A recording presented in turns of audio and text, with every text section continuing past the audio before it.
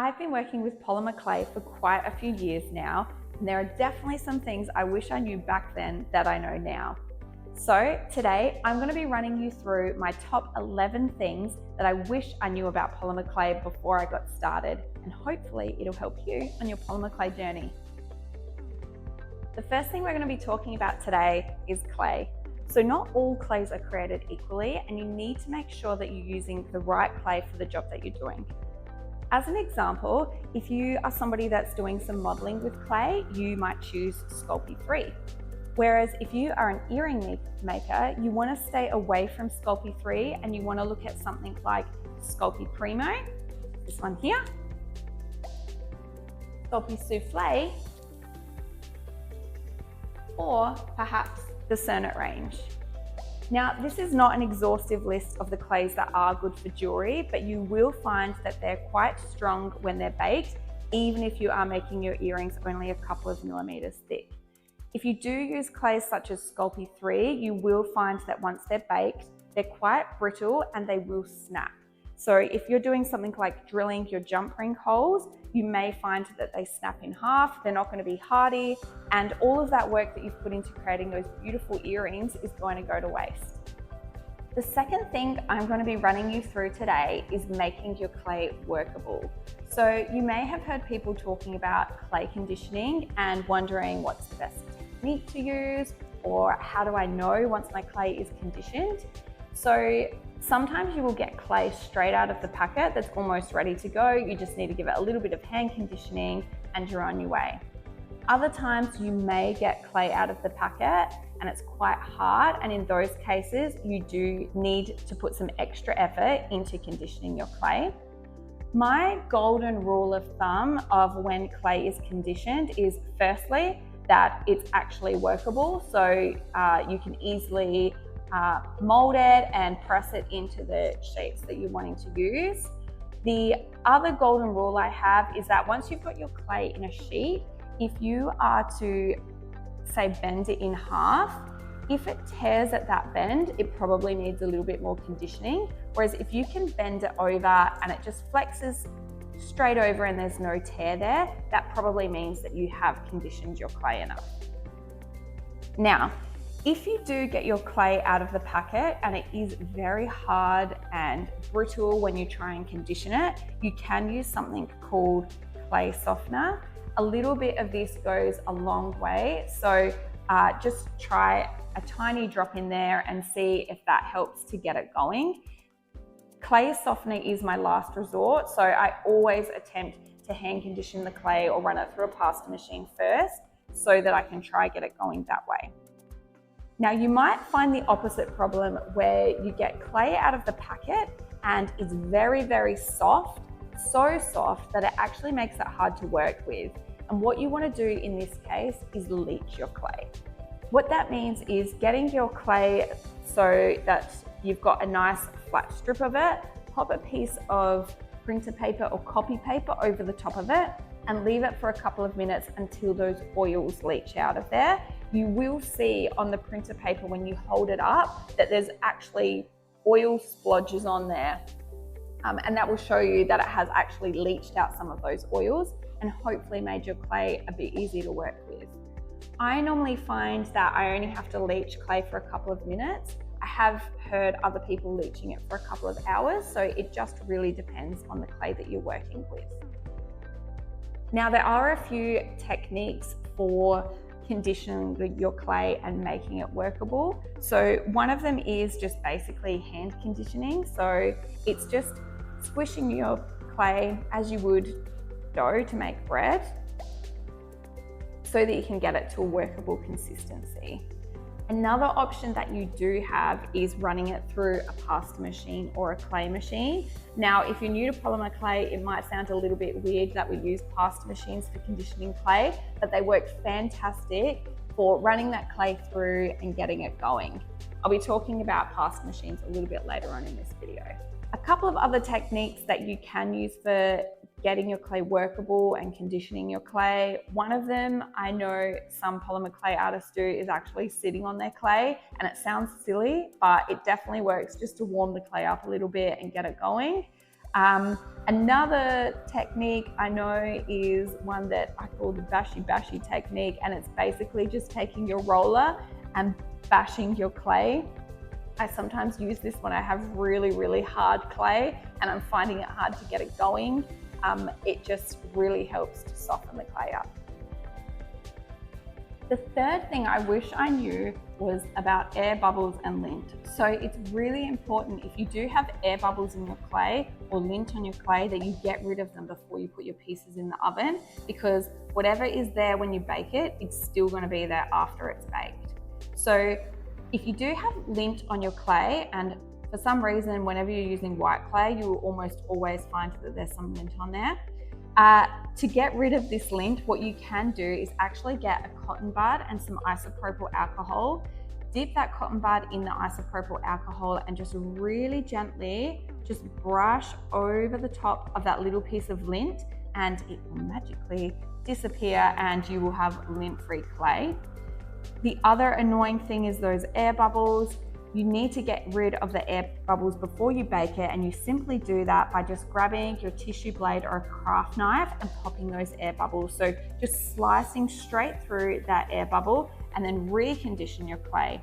Now, it is great to try and stop those air bubbles before they happen, and two really important things I will say on this is that when you are conditioning your clay, if you're putting it through a pasta machine, you just need to fold it in half and then kind of push it together to make sure that you don't have any air bubbles in there, because if you do pop it straight in the pasta machine, you might find that there's little pockets in there and they trap themselves in there when they go through the pasta machine.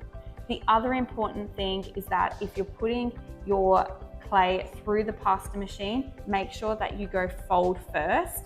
If you do it from the other way, as it pushes through, it may push air into your clay. Baking your clay. Now, I cannot stress to you enough how important it is that you cure your clay correctly. So with ovens, they can be fickle things, and you might find that your oven actually bakes at a different temperature to what it says it does.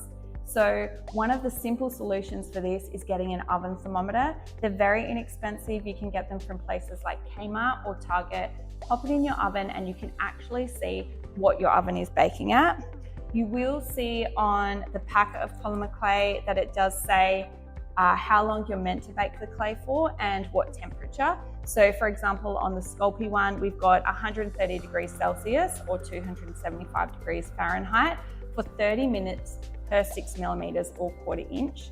So it is important that we follow those baking temperature directions, but you need to adjust it based on your oven. It's a good idea to get to know your oven as well, because a lot of ovens also have hot spots or cool spots. So you might find that the top of your oven bakes differently to the bottom of your oven, or the right side bakes differently to the left side. And the way to test this is not just using the oven thermometer, but also getting some clay, preferably white clay, and doing some testers. So with that white clay, and the reason why I suggest white clay is that if your oven is too hot, you will see that the white clay discolors, and you can then, I guess, surmise that your oven is too hot. What you want to do is, once you have those pieces out of the oven, you also want to do a bend test, and you want to make sure that your clay has a slight bend to it. So polymer clay is flexible once baked. If you do find that it just snaps, that likely means that your clay is underbaked. Now, this could mean that the temperature is too low in your oven, or alternatively, it might mean that you haven't baked it for long enough. One thing that I have learned is that you can basically bake your polymer clay for as long as you like, and it won't make much of a difference. So the packet directions say 30 minutes. I sometimes forget about my clay and I leave it in there for a couple of hours. It's not going to overbake so long as you have it in there at the right temperature. You definitely cannot bake it for a shorter period of time though. So if you decide to bake it for 15 minutes instead, you are going to find that it's underbaked and your pieces will break. One other thing I will say about baking your polymer clay pieces is, I know that some polymer clay artists do things like they tent their clay pieces in alfoil. That is not something that I've ever done. It doesn't mean that it's the wrong thing to do. And if you find that that helps you bake your polymer clay perfectly, then by all means go for it. I have, I think, been in 6 different houses, so 6 different ovens since I started doing polymer clay, plus our 2 ovens that we have here in the studio. So 8 ovens in total. And I've never had to tent my clay with foil. I just make sure that I work out what temperature my oven is actually baking at so that I can make sure that I cure my clay correctly. So the 5th thing I didn't realize when I started polymer clay was that you actually need to finish your pieces. So once you've made your works of art, you've cured them correctly, you then need to make sure that they're looking fantastic. For polymer clay earrings, it is important that you give them a light sand around the edges. So depending on the cutters that you've used, some barely need any, whereas others might need a bit. You can also buff your pieces if you want to get a bit of a shine on them. And you can very sparingly use acetone on the backs of your earrings if you do have a couple of little shiny spots, just to give yourself a more even backing. The other thing that we get asked about a lot is what you use to seal polymer clay. Now, polymer clay doesn't need to be sealed, but you can use some different sealants on it if you want to get a different finish. So let's just say you've made some earrings and you want to have a nice glossy look. You can do something like apply a gloss varnish, or you can apply resin to it so that you can get the look that you desired. The other important thing to note is that while polymer clay doesn't require sealing, if you have used something else with the polymer clay, so for example, if you've used metallic leaf or mica powders or paint, you may need to use a sealant on there so that you can make sure that those things stay put. Something else I didn't realize when I started polymer clay is that you can actually mix different brands of clay. So for example, if I want to make something using Sculpey Soufflé, but also adding in something from the Cernit range, you can most definitely do that. If you have a look at the baking instructions on the packet, Sculpey will have on there that you need to bake it at 130 degrees. Cernit is 110 to 130. We bake everything at 130 and have never had any issues with them baking together. So if you want to mix them, go for it. We actually have a whole heap of scraps in our scrap containers, and I couldn't tell you which ones are Primo, which are Soufflé, which are Cernit. We mix them up all the time. The 7th thing I wish I knew about when I started polymer clay was burnishing. Now, if you're using cutters, you might know what burnishing is, but if you don't know what burnishing is, it's essentially rolling your clay onto a gloss tile or gloss surface so that it sticks. And that will mean that when you do use your cutters, the clay will stick to your tile and not go into your cutters. It just means that you can cut out small or intricate shapes really easily, and you're not going to end up with distorted pieces because the clay has stayed stuck in your cutter. I cannot tell you how much this changed my life. It took me about a month for me to uncover it. I found it on a YouTube video, and once I saw somebody doing that, I went out and I bought myself a gloss tile, and it actually changed the way that I made. I was then able to use beautiful intricate cutters, I could use small cutters, and I had no hassles at all, and I didn't have those distorted pieces anymore. So if you haven't, go out and buy yourself a gloss tile and check it out. Now, points 8 and 9 are both going to be around equipment. The first one I have for you is the tissue blade. Now, there are 2 types of tissue blade. We've got your rigid tissue blade, called that because it's rigid. And we also have our flexible tissue blade. So you can see with this one, it's quite bendy.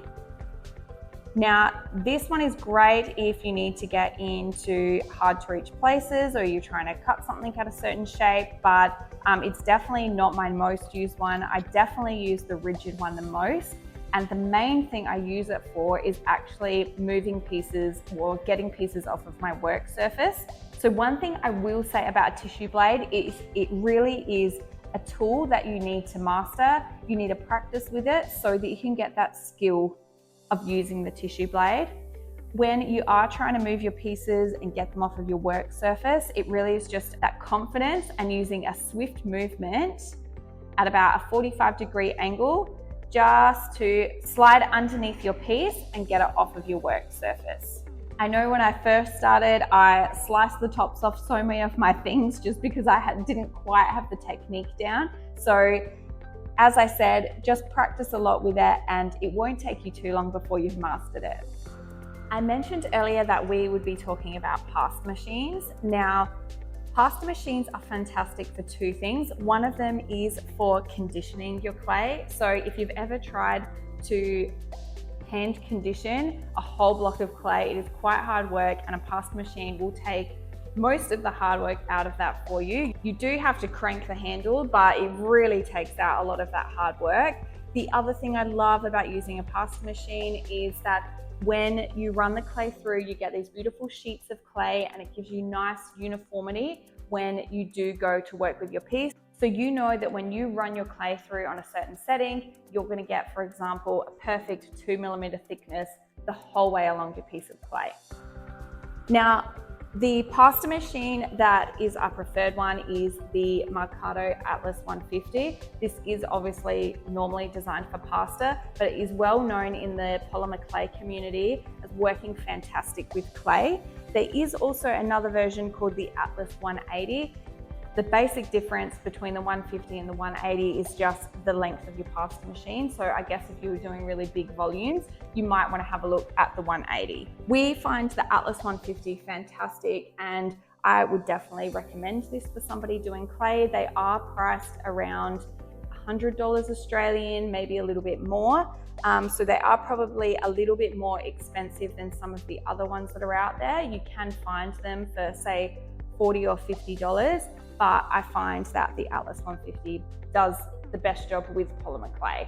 We are also lucky enough to have a Lucy clay machine, which is designed specifically for polymer clay. It is a much bigger outlay for that. We obviously do clay professionally, so it's a great tool for us. And if you are a polymer clay artist and you do clay professionally, it might be something that you consider. Now we're coming towards the end of our video, but I feel like number 10 is a really important one to learn, and that is different equals different. So just because somebody does something differently to you doesn't mean that they do it better or they do it worse. What I recommend doing is you try lots of different techniques, try out the things that I've told you about today, do some reading, try some other techniques, and find out what works for you.